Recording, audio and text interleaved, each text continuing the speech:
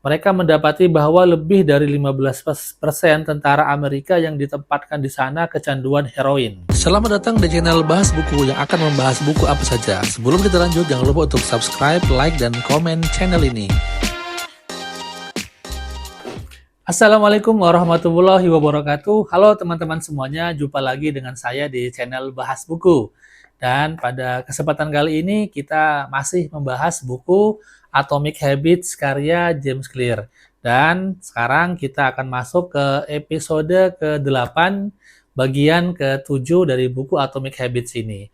Kalau pada episode sebelumnya kita sudah membahas sub bagian ketiga dari bagian ketiga buku ini yang berjudul Motivasi Dinilai Terlalu Tinggi, Lingkungan Seringkali Lebih Penting.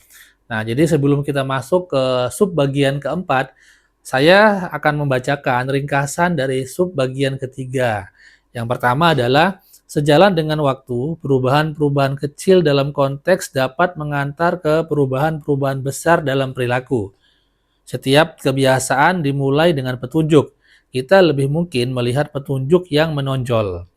Buatlah petunjuk-petunjuk untuk kebiasaan-kebiasaan baik yang menonjol di lingkungan Anda.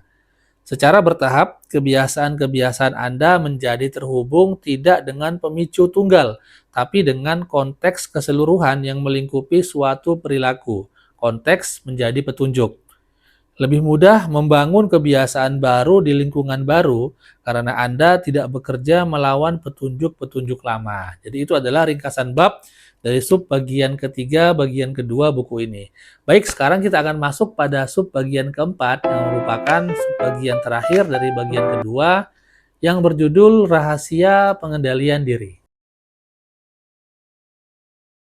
Baik, jadi di sub bagian keempat ini ya, seperti biasa penulisnya mengangkat sebuah kisah. Nah, sini pada tahun 1971,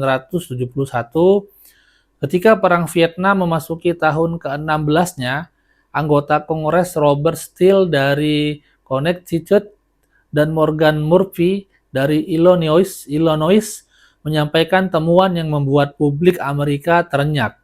Ketika menjenguk tentara di sana, mereka mendapati bahwa lebih dari 15% tentara Amerika yang ditempatkan di sana kecanduan heroin. Penelitian lanjutan mengungkap bahwa 35% peserta tugas militer di Vietnam telah mencoba heroin dan sebanyak 20% mengalami ketergantungan. Masalahnya ternyata lebih buruk daripada yang terpikir semula. Temuan itu menimbulkan kehebohan di Washington, termasuk pembentukan Special Action Office of Drug Abuse Prevention yang dipimpin langsung oleh Presiden Nixon untuk memasyarakatkan pencegahan dan rehabilitasi serta melacak anggota tentara yang ketagihan sewaktu mereka pulang. Lee Robbins adalah salah seorang peneliti yang ditugasi. Dalam temuan yang secara penuh mengubah keyakinan terdahulu tentang ketagihan, Robbins mendapati bahwa ketika tentara yang menjadi pengguna heroin pulang, hanya 5% yang kembali menjadi ketagihan dalam 1 tahun. Dan hanya 12% yang menjadi ketagihan lagi dalam 3 tahun. Dengan kata lain, kira-kira 9 dari 10 tentara yang memakai heroin di Vietnam meninggalkan ketergantungan hampir dalam seketika.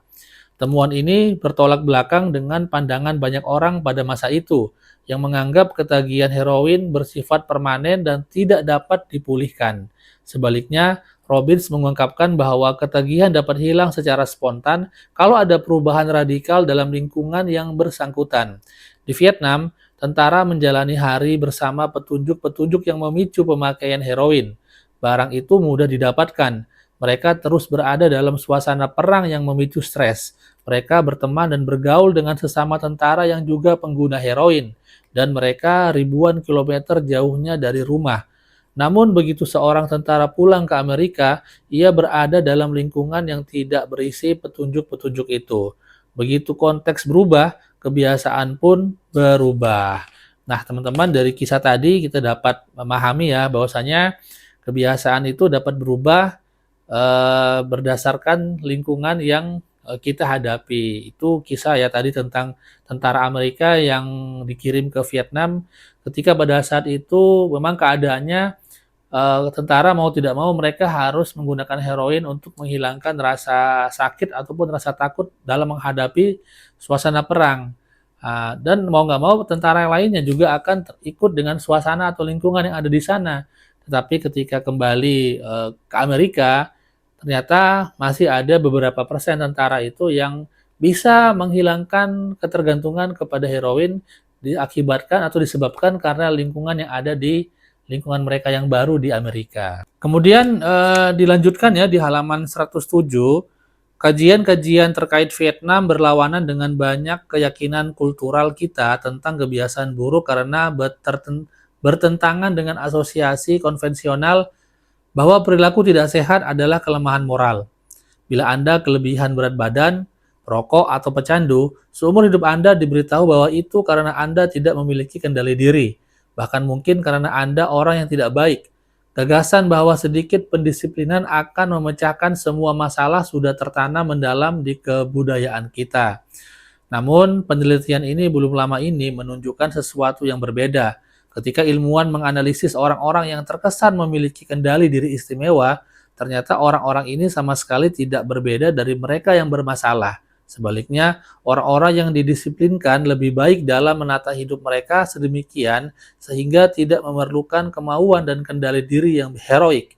Dengan kata lain, mereka menghabiskan lebih sedikit waktu dalam situasi-situasi yang menggoda. Orang dengan kendali diri paling baik biasanya adalah orang yang paling tidak perlu menggunakannya. Lebih mudah menerapkan kendali diri ketika Anda tidak harus terlalu sering menggunakannya. Jadi, betul, ketekunan, tekad, dan kemauan sangatlah penting untuk kesuksesan. Tapi cara meningkatkan kualitas-kualitas ini bukanlah dengan menuntut agar Anda menjadi orang yang lebih disiplin, melainkan dengan menciptakan lingkungan yang lebih disiplin. Ya.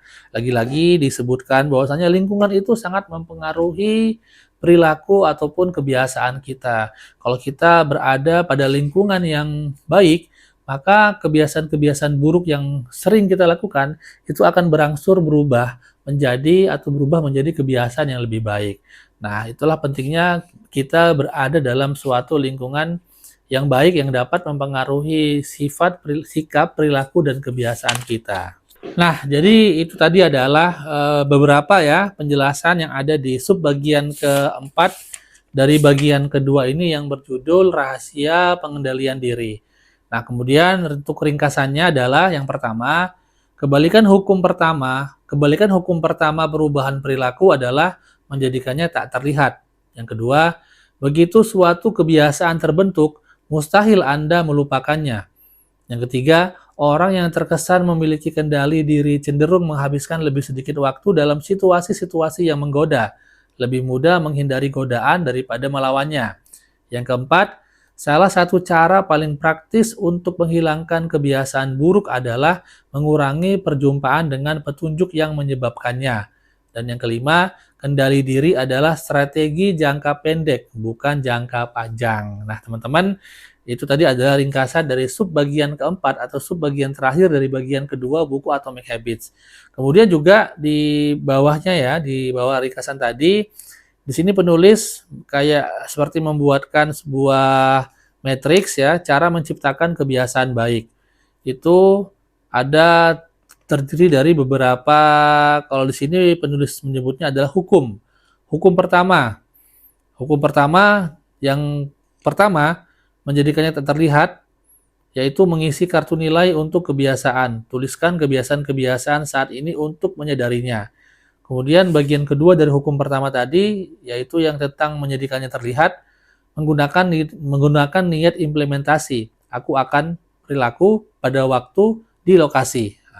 Dan bagian ketiga dari hukum pertama adalah menumpuk kebiasaan. Setelah kebiasaan sekarang, aku akan melakukan sebuah kebiasaan yang baru.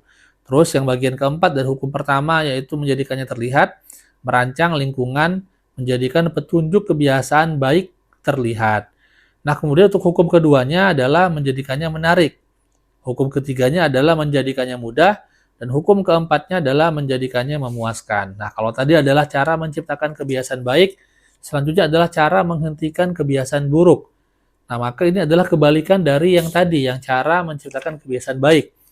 Yang pertama, kebalikan dari hukum pertama. Yang pertama, untuk menjadikan tak terlihat, mengurangi paparan, hilangkan petunjuk-petunjuk kebiasaan buruk dari lingkungan. Kemudian, kebalikan dari hukum kedua, dari cara untuk menciptakan kebiasaan baik adalah menjadikannya tidak menarik. Nah, kalau tadi yang kebiasaan baik, yang hukum keduanya adalah menjadikannya menarik, maka untuk menghentikan kebiasaan buruk, kita menjadikannya tidak menarik, kebiasaan buruk yang sering kita lakukan. Yang ketiga, kebalikan hukum ketiganya adalah menjadikannya sulit. Kalau tadi yang hukum ketiga untuk menciptakan kebiasaan baik adalah menjadikannya mudah, maka cara menghentikan kebiasaan buruk pada kebalikan hukum ketiganya adalah menjadikannya sulit.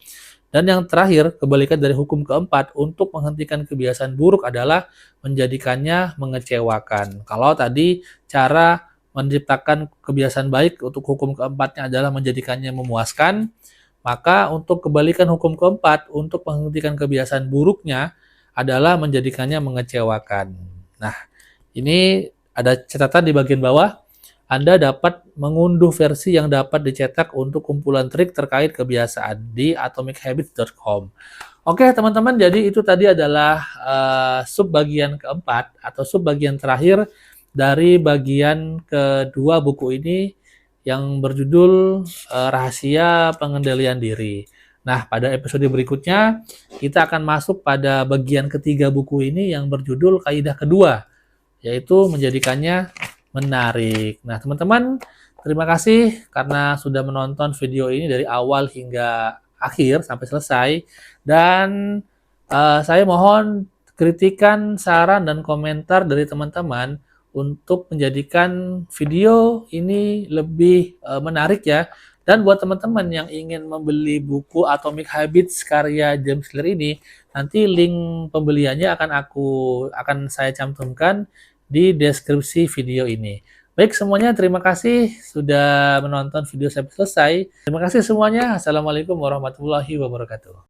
Terima kasih sudah menonton video ini sampai selesai. Jangan lupa untuk subscribe, like, dan komen, serta nyalakan tanda lonceng agar kamu mendapatkan notifikasi untuk video selanjutnya.